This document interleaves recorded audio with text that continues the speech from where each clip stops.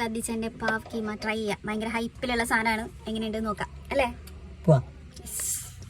അപ്പം നമ്മുടെ കാസർഗോഡ് അത്യാവശ്യം ഹൈപ്പിൽ ട്രെൻഡിങ് ആയിട്ട് പോയിക്കൊണ്ടിരിക്കുന്ന ഒരു സാധനമാണ് പാവ് കീമ. അദ്ദിച്ചാൻ്റെ പാവ് കീമ മൊഗ്രാൽ ഓൾറെഡി ഫേമസ് ആണ്. പക്ഷെ ഞങ്ങൾക്ക് മൊഗ്രാൽ പോകാൻ പറ്റിയില്ല. ഇപ്രാവശ്യം മേൽപ്പറമ്പ് പൈച്ചയിൽ വന്നിട്ടുണ്ട്. അപ്പോൾ നമ്മൾ അവിടെ പോയി ഒന്ന് ട്രൈ ചെയ്യാമെന്ന് വിചാരിച്ചു. എല്ലാവരും റീൽസ് കണ്ടിട്ടുണ്ടാവും, ഞങ്ങളും റീൽസ് കണ്ടിട്ട് തന്നെയാണ് കേട്ടോ പോണത്. അപ്പോൾ ഞാനും മോനും ഹസ്ബൻഡാണ് പോണത്.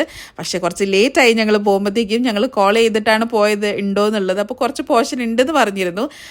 നമ്മുടെ മോമോ സ്റ്റോളൊക്കെ ക്ലോസ് ചെയ്തിട്ടാകുമ്പോഴത്തേക്കും അത്യാവശ്യം ലേറ്റ് ആവും കേട്ടോ. എന്നാലും കുഴപ്പമില്ല, പോയി ട്രൈ ചെയ്യാമെന്ന് വിചാരിച്ചു.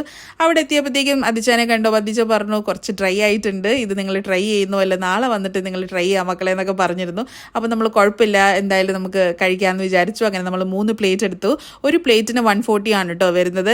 പിന്നെ നിങ്ങൾ വരുന്ന ആൾക്കാരെന്നുണ്ടെങ്കിൽ ഒരു 3 മണിയൊക്കെ ആകുമ്പോഴത്തേക്ക് തന്നെ വരിക, ഒരുപാട് ലേറ്റ് ആവരുത്. അവർ 3 മണിക്ക് സ്റ്റാർട്ട് ചെയ്യുക കൊടുക്കാൻ വേണ്ടിയിട്ട് കേട്ടോ. അങ്ങനെ നമ്മൾ ട്രൈ ചെയ്തു. പാവുണ്ടായിരുന്നു, കീമ ആൻഡ് ബുൾസൈ. ഞാൻ കീമ ഓൾറെഡി ട്രൈ ചെയ്തിട്ടുണ്ട്, ബാംഗ്ലൂരിൽ നിന്നൊക്കെ കഴിച്ചിട്ടുണ്ട്.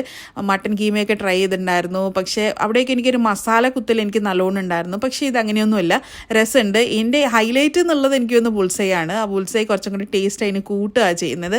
അപ്പോൾ രസമുണ്ടായിരുന്നു. ഇത് കഴിച്ചിട്ടുള്ള ആൾക്കാർ, ഇവിടെ വന്നിട്ട് കഴിച്ചിട്ടുള്ള ആൾക്കാർ എങ്ങനെയുണ്ട് എന്നുള്ളതൊന്ന് കമൻറ്റ് ചെയ്യുക. കഴിക്കാത്തവരാണെന്നുണ്ടെങ്കിൽ ഒന്ന് വന്ന് ട്രൈ ചെയ്യുക.